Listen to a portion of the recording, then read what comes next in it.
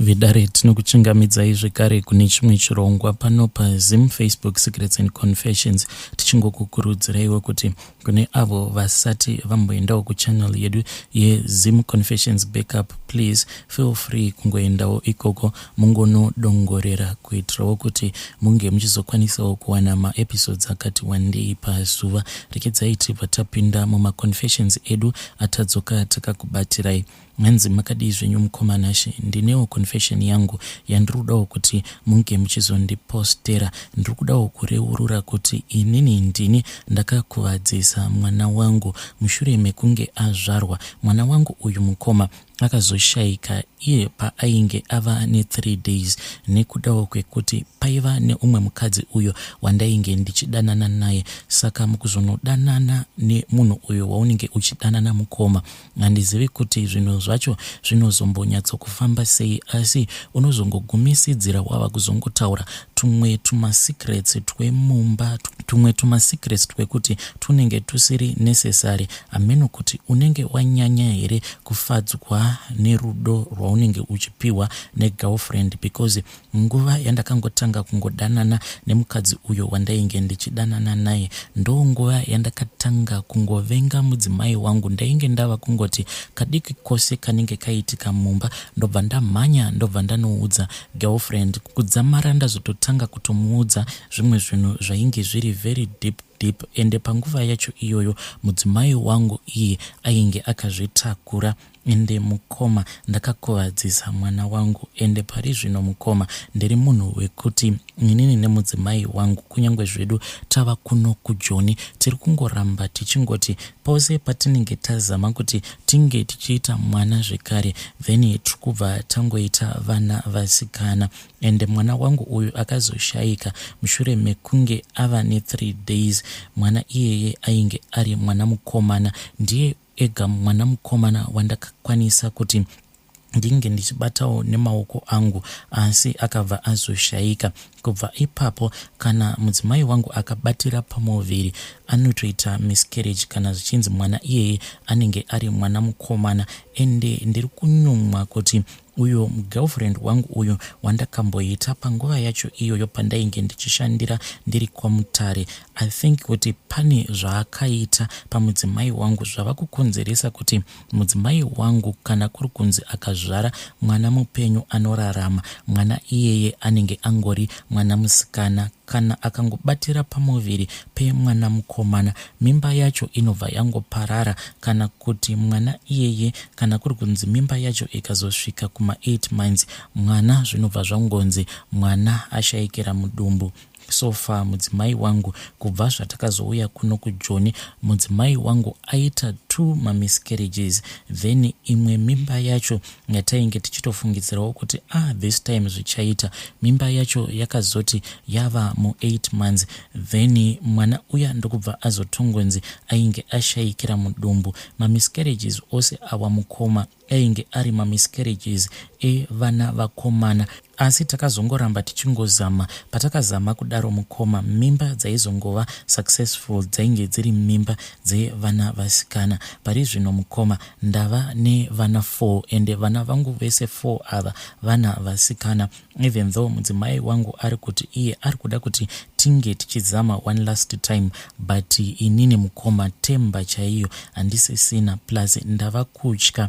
Aisi kuti pose mudzimai wangu paanenge aine pamuviri munhu wekuti hana yake inenge isina kana kumbogadzikana nekuda kwemarwadzo ose awo aakambosangana nawo ekuti unozvara mwana obva afa, kana kuti mwana anongofira mudumbu, kana kungoita miscarriage nhumbu yacho ichiri kuma3 kana kuti kuma4 months. So aisi kuti zvinhu izvozvo zvinorakidza kuti mudzimai wangu zvakamurwadza kusvika pekupedzisira. Saka ndava munhu wekuti ndinongoavoida. Like izvezvi mukoma zvandinoita ndezvekuti mazuva ake eovulation kana ari padhuze, ndinoti paya kana ndava kunorasa mbeu ndinobva ndazorasira mbeu panze, ndisingade kuti iye mudzimai wangu ange achizobatira pamuviri. Iye mudzimai wangu haatombonzwisisi kuti ko chiiko chinozombokonzeresa kuti inini ndinge ndichizorasira mbeu panze pose apo pandinenge ndichiita bonde naye, inhau yekuti ndinenge ndichitya kuti anokwanisa kuzobatira pamuviri. Ndinongorasira mbeu yangu mazuva awo ekuti anenge achangobva kumaperiods, pandinenge ndichiziva kuti madates ake ekuti ange achibatira pamuviri anenge ari kure. Ndinotya mukoma kuti ndirambe ndichingomitisa mudzimai wangu, ndinotya kungoramba ndichingopa mudzimai wangu pamuviri nekuda kwezvose izvo zvaakambosangana nazvo. Ndichatidzokerei kumashure zvishoma apo pandainge ndatransferwa nekambani iyo yandainge ndichishandira nguva iyo pandainge ndichiri kuZimbabwe. Pandakatransferwa ndichibva kuHarare ndichiendeswa kwaMutare, ndakati ndichinosvika kwaMutare kuya mukoma handina kana kumbotora nguva ndokubva ndazosangana neumwe mukadzi uyu wandainge ndakasangana naye, nayewo ainge atoriwo single mother. Ndakangonzwa kuti ainge ari munhu ainge akashayikirwa nemurume wake. Handina kana kumbotora nguva ndokubva ndazotomusvikira ndikabva ndamuudza kuti inini ndainge ndamuda, asi sevanhurume munongozivawo kuti unge uchizodiwa nemukadzi uyo waunenge uchipfimba zvinotodawo kutoti unge uchitonyepa. Kunyange ndainge nditori newedding ring muruoko, ndo chaakatanga kundirambira ichocho, akandiudza kuti handingadanani nemurume wemunhu inini. Wedding ring yako iyo pose pandinenge ndiinewe inozotanga kundirwadza. Ndakabva ndamuudza kuti wedding ring iyo yandainge ndakapfeka kwandiri it was nothing, nekuda kwekuti munhu wacho ainge akandipfekedza wedding ring iyoyo ainge akandirwadzisa kusvika pekupedzisira. Ndikabva ndazotanga kuudza mukadzi uya dzimwe nhema dzekutotika dzainge dzichitopisa tsitsi zvekuti mukadzi wangu kana kuri kunzi akazviziva kuti ndo nhema dzandainge ndichiudza girlfriend yangu zvinhu zvekuti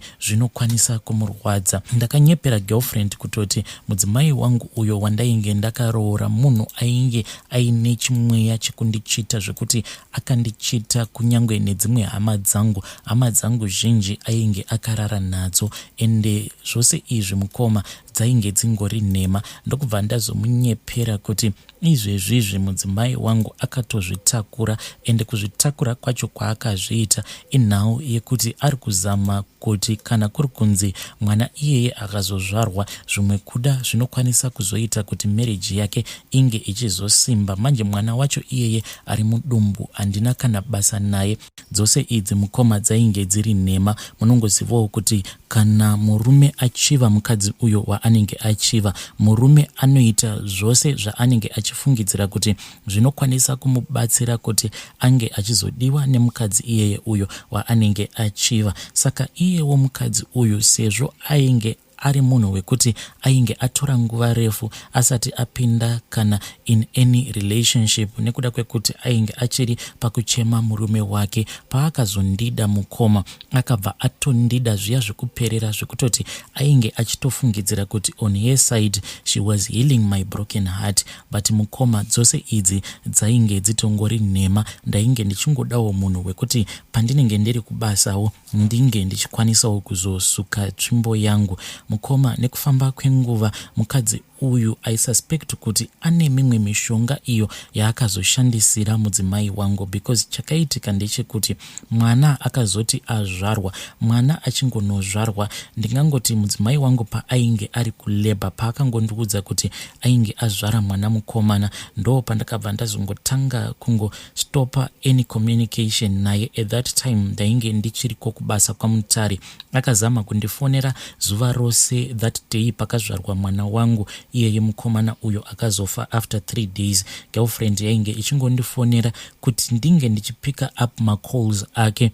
Ndainge ndichingonzwa kamwe kakungobhoyekana, so because at that time tainge tatombozama kuti tinge tichiita bonde tisina kushandisa dziviriro, iye achiti ainge achida kundizvarira mwana. Takatanga kusangana pabonde tisingashandise dziviriro. I think kuti mudzimai wangu ainge ari kuma 4 months ikoko kusvika mwana wangu achizonozvarwa. Saka ndakabva ndacalculate ndikaona kuti 5 months dzose ndichisangana naye mukadzi uyu pabonde tisingashandise dziviriro, yet atadza kubatira pamuviri, zvinoreva kuti apa mwana handife ndakamupiwa.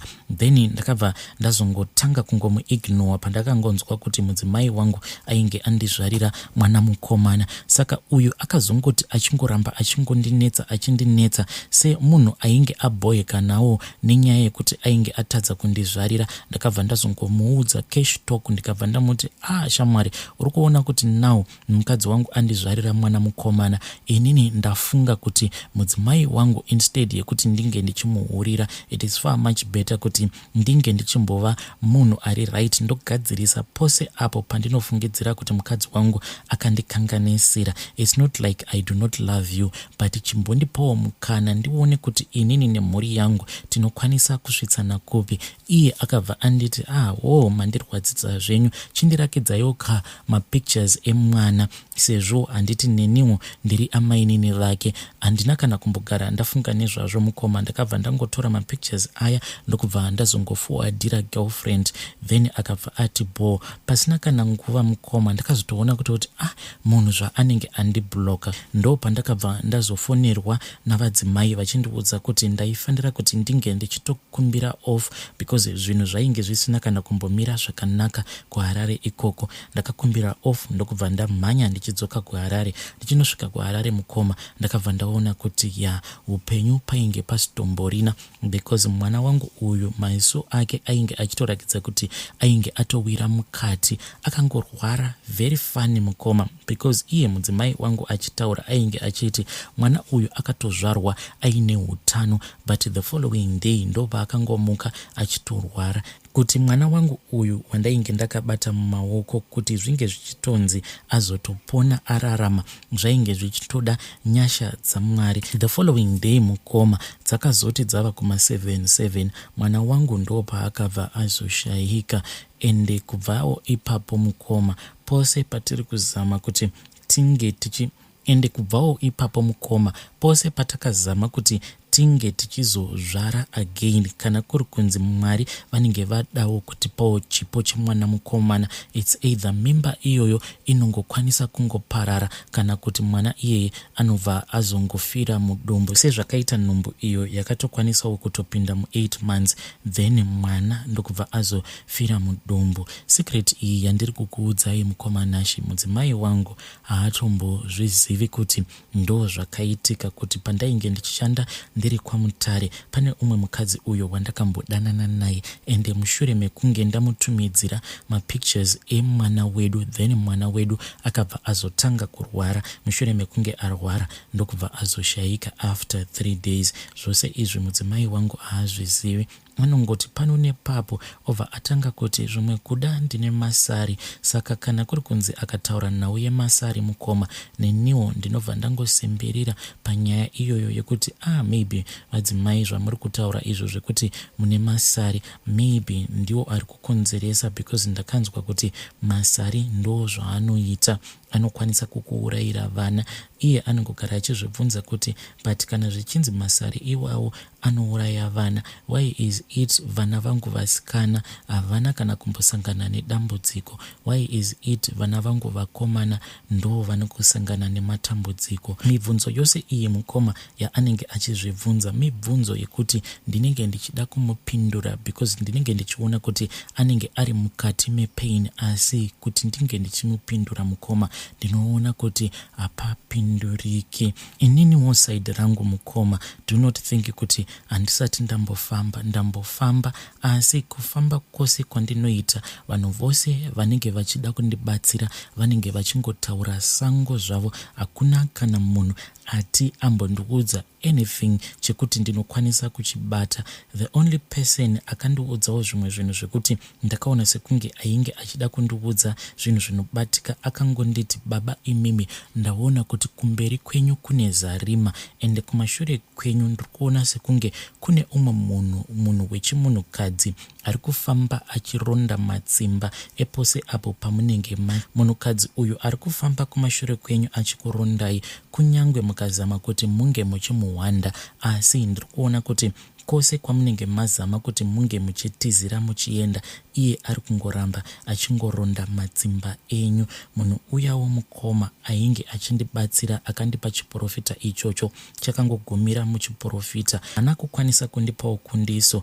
Handiziviwo mukoma kuti pachaneli yenyu kana kuri kunziwo kunenge kuinewo vanhu vanozvigona, inini zvekuenda kun'anga handizvifariri. Kana kuinewo vanhu vanozivawo maprofita vanokwanisa kundibatsira, please ndibatsireiwo. Inini zvekuenda kun'anga handidi. Please kana mukazopostawo nyaya yangu ndizivise iwo, ndizoteverera mucomment section.